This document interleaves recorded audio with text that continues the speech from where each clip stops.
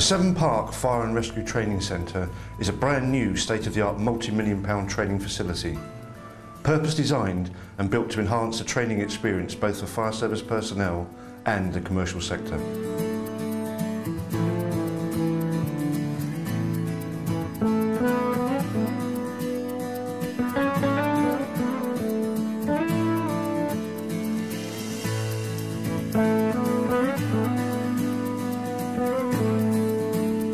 Hello, I'm Tim Wood.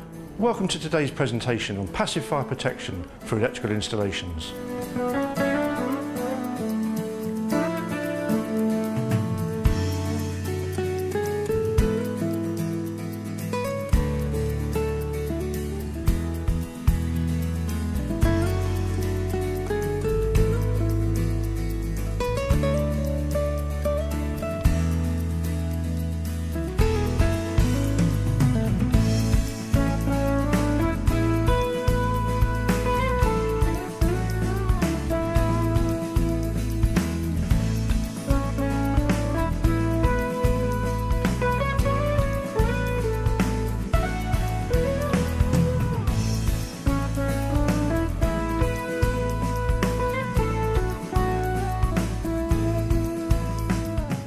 Ladies and gentlemen, thank you for attending today on a horrible day like today, unfortunately, but still we hope the sun's going to come out later on when we're doing our burn up for you.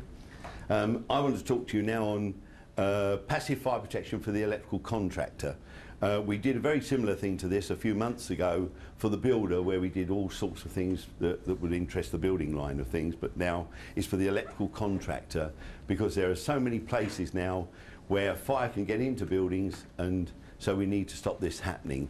As you all realise, that there's the revised 16th edition I regulation, which states in there that any services passing through, electrical services passing through the building, should be made good to the same degree of fire resistance that it's passing through. But invariably we don't do it. We leave gaping holes around and things like this, so we're trying to stop that happening. I'm going to first of all just go through the few things that you will be seeing on test today when we do our fire test outside. And that is, first of all, we're going to have electrical trunking, whereby electrical trunking's got pads inside and will in fact seal up in a fire wherever you're passing through a fire-rated wall or ceiling, to seal up and stop the fire penetrating through. Don't think it's not needed. I mean, so if we're talking about steel trunking, then in that case we all think, oh well, the steel trunking, nothing's going to happen to that, and the lids are all held every 900 millimetres apart, so we're well away there. But unfortunately we did a test at LPC, which is now BRE, British Research Station, and we did a test there in their rig, big rig, and we had it coming through the ceilings, through the walls and so forth. And 2 minutes into the test, all of a sudden we heard an enormous bang. What the heck's that happened to that? And we went round the back, looked in the furnace, and every part of the trunking everywhere was just like a banana, all the way through. Between the fixings it was bent completely, so the flames were passing through the trunking and roaring through there. It was only where they passed into the wall or the ceiling or roofs that they started to seal up, and that's it. So in other words, pads for inside your electrical trunking, which will seal up in a fire, crushing the cables to pulp and sealing off and stopping the fire from penetrating through. Most important, as I say, in a matter of minutes. You're talking about, let me explain to a lot of the people, the fire brigade all know this already, but to a lot of people they don't realise that if we were to actually drop a match on this carpet, or if there were chairs in here that you could drop a match onto, from the time, not from cold smoke, but from the time the actual fire starts, when the fire starts to burn and it takes hold and things like that, we're talking about your average lounge. Let's talk about your average lounge. Your lounge, in something like 3.5 minutes, you're up to 280 to 300 degrees C in there. Now you just imagine that on your switches, your switch plugs, all those kind of things, they're already starting to melt. And so in other words, they're melting away, the fire is going into the conduit, into the back of the boxes, and forming a fire in another room.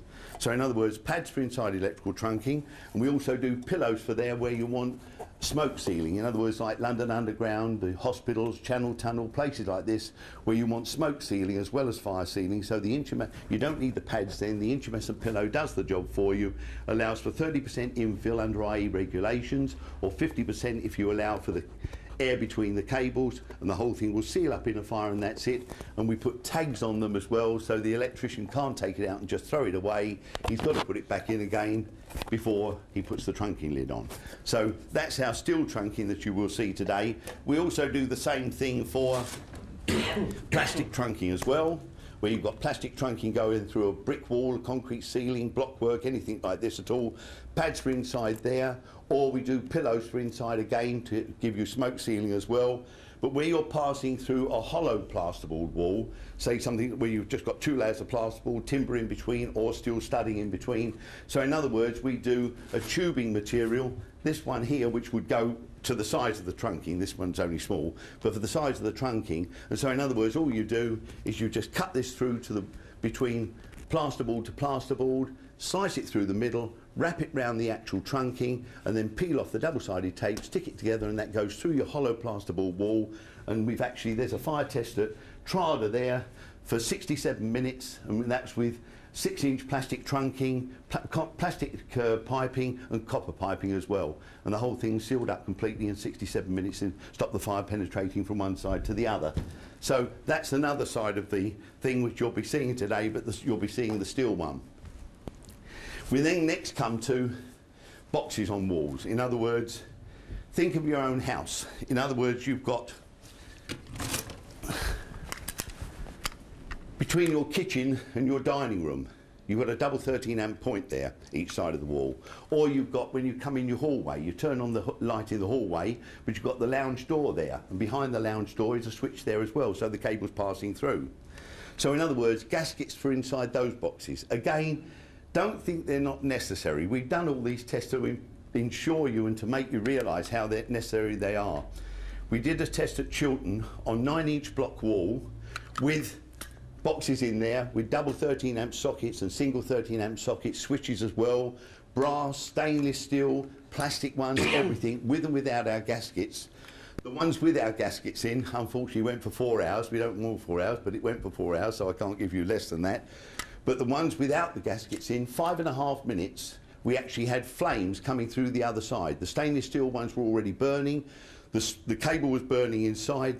The actual screws holding it were then slowly dropping like this, and we had flames coming through them on both the stainless steel and the brass ones as well. And the plastic ones were literally on fire, setting fire through the wall.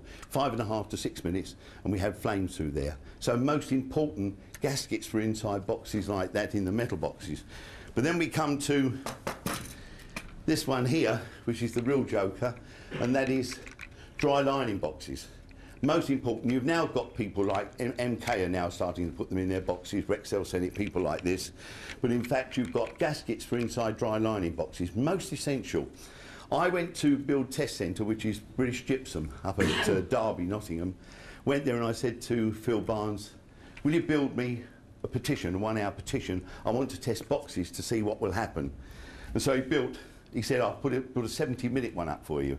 And 70-minute one, right, put all boxes in without the gaskets, cables all through, just like as if you were rewiring the place and so forth, everything there, boxes on the outside and all this business, set the furnace going.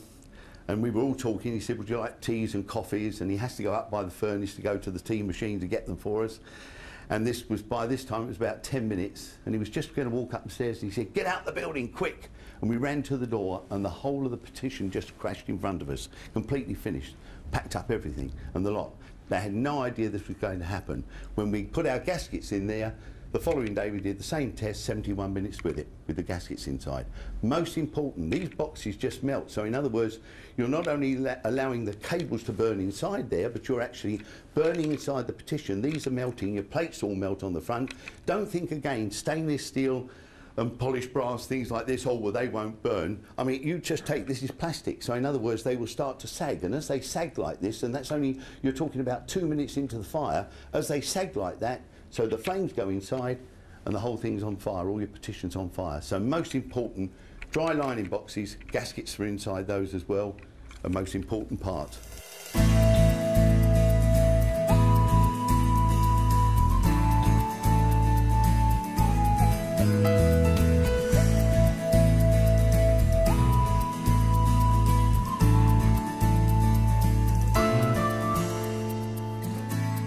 The purpose of today's test is to demonstrate the effect of a living room type fire on both intumescent protected and unprotected sockets, switches and trunking.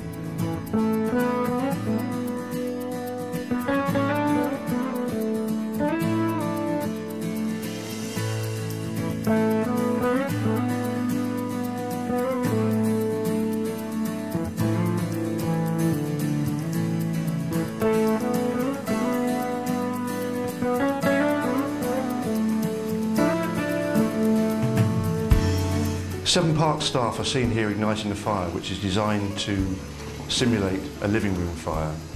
They're using chipboard and pallets, which will rapidly build up the temperature.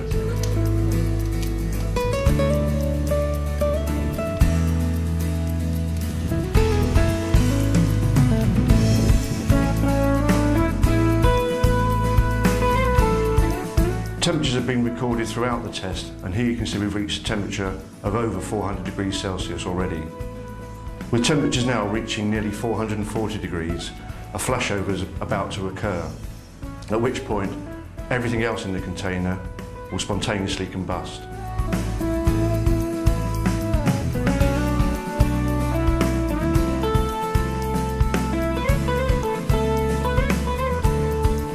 From the huge volumes of smoke and the subsequent poor visibility, it is clear that the trunking without intumescent protection may well cause a delay in evacuating a building. The following results are based on a 30-minute duration at a temperature in excess of 400 degrees. In real fire situations, we would expect significantly higher temperatures, and temperatures reaching 600, 700 or even 800 degrees are not uncommon. The unprotected socket has suffered complete failure. This is serious, as this has allowed the fire to get into the cavity between the plasterboard face stud wall, making it difficult for fire and rescue personnel to locate and extinguish the fire. Extensive fire and smoke damage is seen on this cavity wall. With a prolonged exposure to fire, the stability of this building element will be under threat. In this socket, protected by EnviroGraph intumescent gaskets, the difference could not be greater. The intumescent material around the socket has expanded, protecting it completely. The socket, though fire damaged, is still in one piece. The comparison to the previous cavity wall again could not be greater. There is no damage to the wall, proving that the EnviroGraph intumescent gaskets worked, but most importantly, stopped fire and smoke filling the cavity or forcing its way through another socket or switch. The comparison between before and after is again clear. The expansion of the EnviroGraph intumescent trunking pad is self-evident, preventing the passage of fire and smoke. These test results speak volumes for the EnviroGraph products demonstrated today.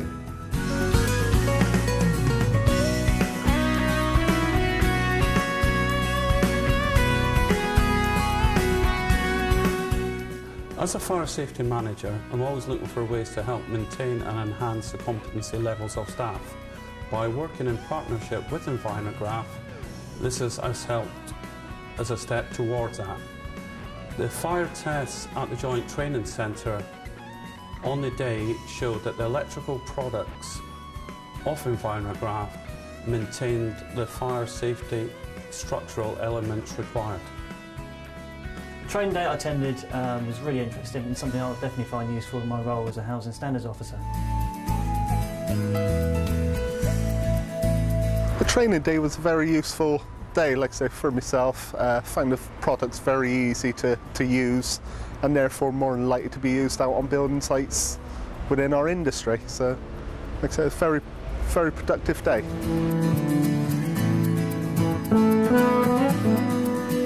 I found the training day very useful. It was also very interesting to see the products actually working under a fire condition.